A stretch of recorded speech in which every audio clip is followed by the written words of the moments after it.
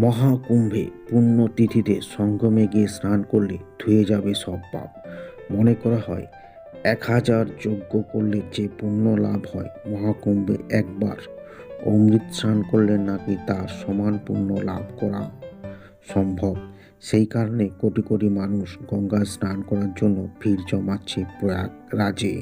বিশ্বাস, গঙ্গায় স্নান করলে জীবনের পাপ ধুয়ে যায়। গঙ্গাকে ভারতের সবচেয়ে পবিত্র নদী হিসাবে বিবেচনা করা হয়।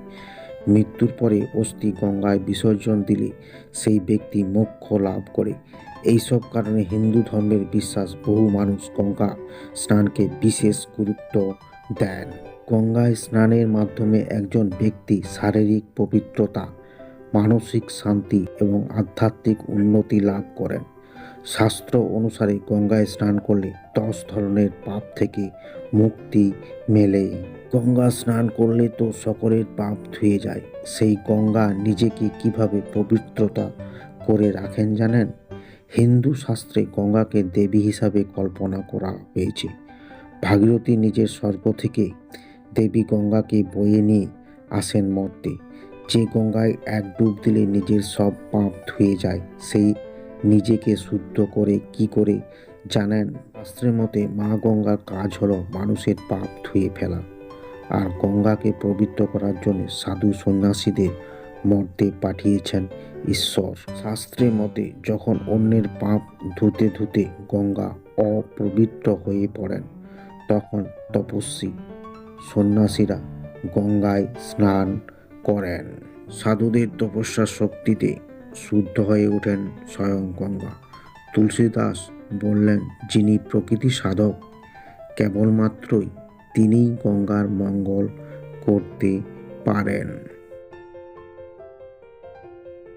শাস্ত্র মতে গঙ্গা স্নান ও পুজো উপবাস করলে কোনো ব্যক্তি 10 ধরনের পাপ থেকে মুক্তি পায়। যেমন 1.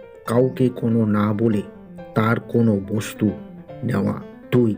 নিষিদ্ধ হিংসা। 3. পরস্ত্রী সঙ্গ। এগুলো দৈহিক পাপ হিসাবে বিবেচ্য।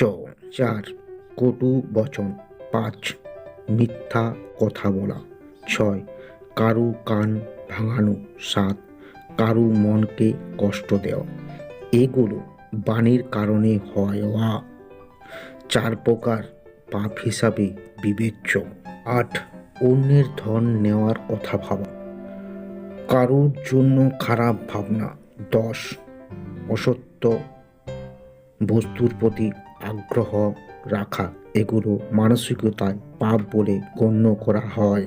শাস্ত্রের মতে গঙ্গা স্নানের সময় স্বয়ং নারায়ণ দ্বারাই উক্ত মন্ত্র ওম নমো গঙ্গয়ে বিশ্বরূপিণী নারায়ণী নমো নমঃ এর জপ করলে পুণ্য লাভ করা যায়। স্কন্দপুরাণ অনুসারে গঙ্গা স্নান করতে না যেতে পারলে গঙ্গার ধ্যান করে স্নান করুন। গঙ্গা জল স্পর্শ ও গ্রহণ করলে পুণ্য লাভ হয়।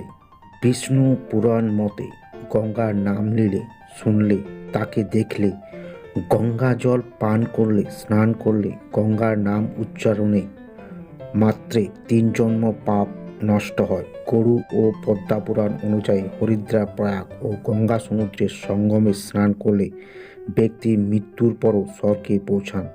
তাকে আর জন্ম নিতে হয় না। সেই ব্যক্তি নির্বাণ লাভ করেন।